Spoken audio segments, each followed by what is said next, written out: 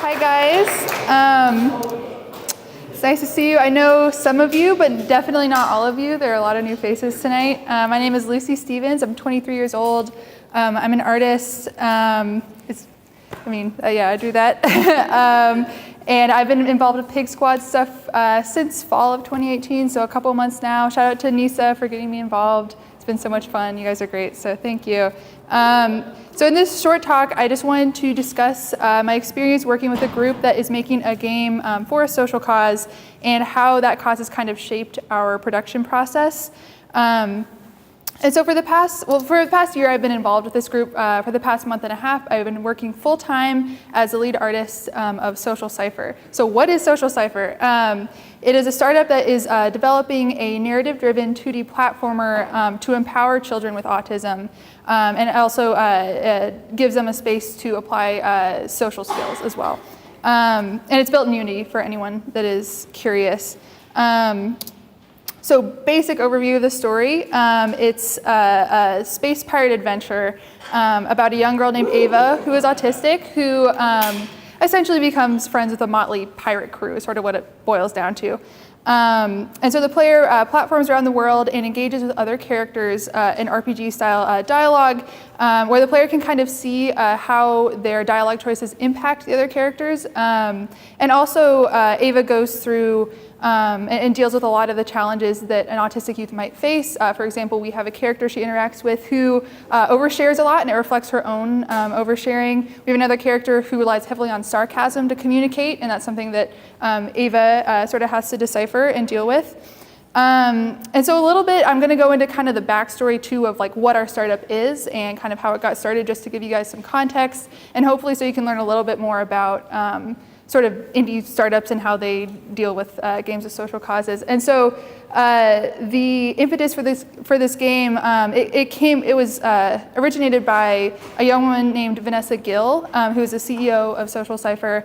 And she essentially was driven by her experiences as a young woman with autism to create a game to empower autistic youth. And I'll get a little bit more into her story later. But essentially she wants to empower kids with autism and show them that their autism is not a deficit, but actually a superpower and something that gives them a unique insight into the world. And so the group structure is there are 5 co-founders. I'm one of them. We have devs, artists, researchers, and then we also have sort of an outside group of contractors that we are getting to do animation and music and sound effects and whatnot.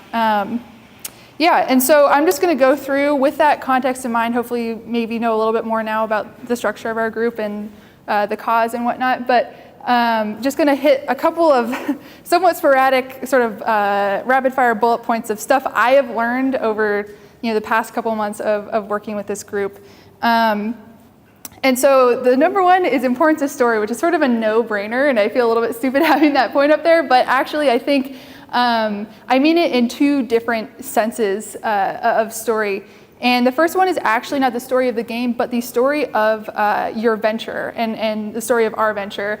And I think one thing that is really important when you have a game for a social cause is that sort of your group itself has a bit of a story in terms of, so Vanessa's backstory is she was diagnosed with autism at age 14, a bit late, and close to the time of her diagnosis, her single working mom was actually laid off. And Vanessa felt like, I cannot connect with my mom, I cannot support my mom in the way that she needs during this really tough time.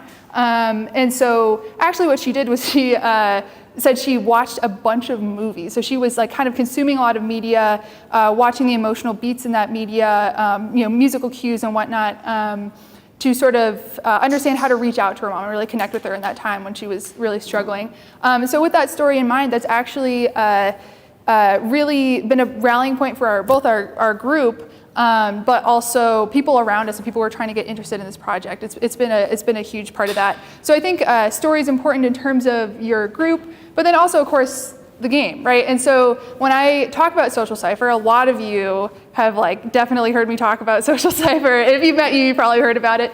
And so when I bring it up, a lot of people instantly assume I'm talking about sort of more of a strictly educational game, one that is based on rote repetition, having the kids hit certain buttons at certain times, or analyzing eye movement, how are they improving in a very empirical way. But actually, our game is very much narrative-driven and about story and about compelling character arc of a young girl who is very isolated and tentative at the beginning of the story to one who she's out in the universe and she's exploring and she's connecting with others. And so I can speak more on this point if you have questions later, but to boil it down, we really, this was a decision we had to make. Are we making it strictly educational or more narrative-based? And honestly, we had to sit down and think, what are kids compelled by? What do they want to play? What do they engage with? And so much of the answer is story. And even in talking with Vanessa, she said what stuck with her, when she was trying to kind of like figure it out, was the story of these characters. So that's a really boiled down version of kind of why we decided to go with the narrative route versus, more of a strictly educational side. And then, so another huge thing that's just, potentially apparent just by like the first slide of my presentation is demographic is a huge part of this, of kind of like, people are kind of like, what is this game? Who is it for? And Social Cipher definitely sits at this very interesting specific spot on this Venn diagram of different communities, right? Autism, game dev, social startup. And like it says up there, all these groups have varying sort of needs, wants, and expectations. And so that's been, I would say, both a challenge, but also a huge benefit of our game, and a huge part of why I think it's going to have so much impact is because, okay, I'll go through the challenges and then kind of maybe the benefits. But one challenge is if our game is targeted in name sort of to kids with autism, you might have kids who've never played a game before, right? Trying to engage with this platformer, where we've done testing with autistic youths who are around my age, actually, and neurotypical folks, and they actually really love the mechanics of the game and engage with it. So we're figuring out how to make sure that the skill floor is low enough that kids can engage with it, kids can play with it, but also that it's engaging to a huge range of players. And additionally, we can't be prescriptive of, the experience of someone on the spectrum, right? You can't say like every single person's experience of autism is very different. So, there is a challenge in being kind of like, oh, well, we have this one character and these are her struggles. You can't make these huge sweeping statements. But I think the thing is that, in having this diverse demographic, we hope that, obviously kids with autism get something out of it, but also that kids or even adults that are neurotypical that play this game will hopefully understand a bit more about the experience of a person on the spectrum, maybe empathize with it, maybe see the strengths, the challenges. So I think that's a huge part of kind of our like spreading the message or spreading awareness of this, is that we have a wide enough demographic that it can kind of appeal to, I would say, anyone that plays it, as long as you can play. My dad tried to play a demo of it, and he had never touched like a keyboard in his, to play a game in his life, and just, that was rough. But I think pretty much anyone else could probably engage with this game. And so then kind of the final note I wanted to hit really quickly, and this is sort of just to anyone who is considering doing a game for a social cause, is that support is out there. We've gotten a lot of institutionalized support as a group. Huge shout out to Vanessa and my other co-founders who have worked their butts off to apply for these fellowships and stuff like that. But if you look for it, you can definitely find money. We were part of the Halcyon Incubator this past year, which was great. It gave housing to our CEO, but also some money, just kind of like legal support, kind of like helping us get this startup off the ground, which is huge. Highly recommend them. They're an amazing program. We also are proud recipients of Camelback Fellowships. We got that recently. That's like $40,000 right there for you, to help your venture. So, there are a lot of, in smaller stuff too, there are a lot of grants, fellowships, things like that. If anyone is interested or wants to know more, you can absolutely walk right up to me or reach out to me. I would love to, help you guys out.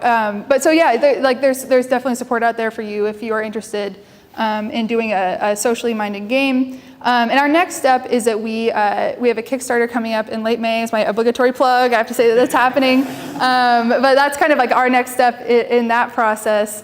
And you can learn more on our website that is down there. Does anyone have any questions? Go for it. We are always looking for playtesters. Teenage kids, both with autism. Perfect. Yeah, I have business cards. I'll hit you up. Yeah, that would be amazing. Sorry, the question was, do you want more playtesters? So, absolutely. Anyone else? Go for it. When you were talking about that Venn diagram with the multiple stakeholders, you talked about how you end up with a very small set of desires to meet. How does your team go about choosing what desires to exclude? Because sure, you can't include everything. That's a good one. You touched on it lightly, but yeah. I want to dig into that. Right. Well, I think we really want our game to be fun. Is like a really big part of it, and I think because there is a subset. There are other games being produced. That are kind of in this niche, but yeah, like I said, a lot of them are educational. So I think we want it to be playable by our demographic, by children with autism. So that's I think that's kind of the baseline is making sure it's engaging. But then I think a lot of it is it fun? It's definitely one of the requirements. So I don't know if that's like specifically saying what we're shooting down. We had a kid that we tested with. He was like 9. It was like a really, really early demo test, and he just kept talking about Fortnite. And I was like, so we're like, that's a real concern, right? Is you have these kids who either their siblings play Fortnite or they play Fortnite, or they have these different expectations. So we're not making Fortnite, if that helps you. But yeah, it is really difficult to make those decisions. Go for it. You touched on this super briefly, but I think a lot of people forsake the importance of play testing and how that information is gathered. Do you have a split between how many people you play test with in person versus online? And if you do that, what is the difference in how you gather data? Or if you do it strictly in person or online, how do you usually approach that? Right, so the question is kind of like how are we getting our playtesting done? Who are we testing with? So right now we've done mostly sort of like in person. And so it's interesting, we've done kind of narrative testing and then actual can you make the character, she has a grappling hook, she has like a pirate hook that she shoots, so like, can you make her do that and get her on the screen? Yeah, and so we've done it, I think exclusively, like there has been at least one team member there who's with the kid, and that we've recorded it and talked about it. We actually, this is like a slight tangent, but we've done quite, like initially early on, we almost did like puppet shows for the narrative version. So, and actually that was remote, I remember. So Vanessa she printed out these characters that I had made and would sort of like make them move and talk and interact with the kid themselves as if they were the character, and sort of seeing, oh, can you connect with the cook who's really sarcastic and really, things like that. And that was really fun. But we've done all of our kind of technical testing has been like in person, with schools or with workshops. So. Follow up. Yeah. So with puppet shows and stuff like that, is that what you are saying is the narrative portion of the testing?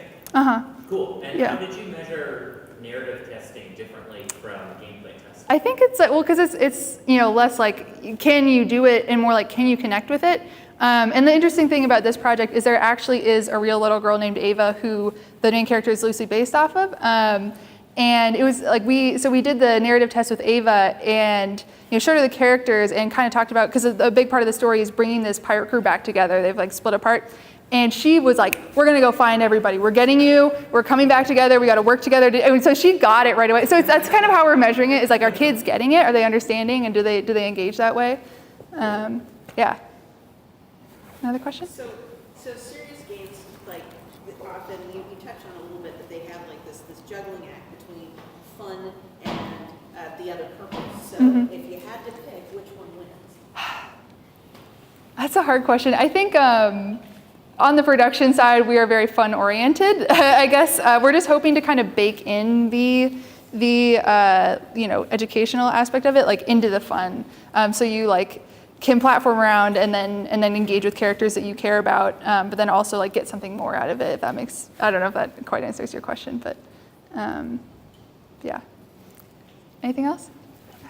I was going to just comment. We think there's a really big market for games that have like more deep characters in them. Like if you consider like Stardew Valley, where all the characters have like their own like sort of personality, it's so unique when compared to like I don't know, like Diablo 3 or something, where characters Right. That items on. Right. And so the question, I guess, or comment was that there are a lot of games that people like to engage with on a deeper level character-wise, if that's fair. Yeah. Why not integrate the marketing in such a way so you market it to the children as a fun game, you market it to parents as more. Well, I think that's sort of kind of what we're doing in terms of we have like some Facebook groups in some ways where we're connecting with the parents specifically, but it is kind of a challenge because in that it's like some of our target market are like suburban moms, and then sort of the game community like on the other end of things. Which not saying that doesn't ever overlap. There definitely are some suburban moms that play games, but yeah, no, I think we are doing what you're saying, like in some ways. Yeah, no, and I mean that's part of it is that everyone can engage with a good story and everyone can engage with deep characters.